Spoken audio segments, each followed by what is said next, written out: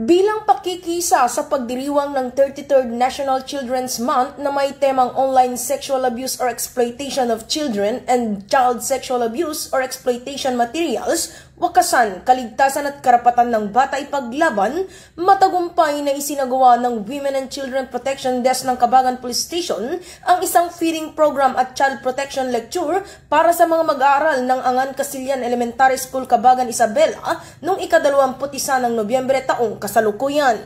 Sa naturang aktibidad, tinalakay ang online sexual abuse and exploitation of children o SAEC at children sexual abuse or exploitation materials o SISAEM.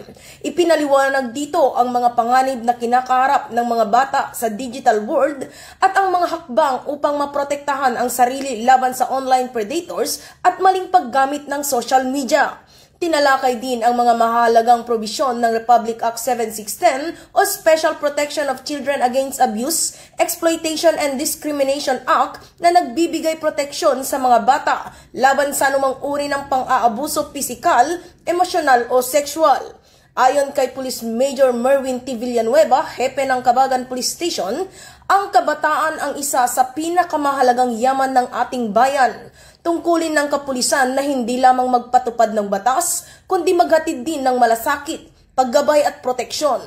Ang mga programang ito ay patunay na ang PNP ay kaagapay ng komunidad sa paghubog ng ligtas, malusog at maunlad na henerasyon. Mula dito sa lalawigan ng Isabela, ako ang inyong Police News Network Correspondent, Patrolwoman Jerilyn Colico, alagad ng batas, tagataguyod ng balitang pulis.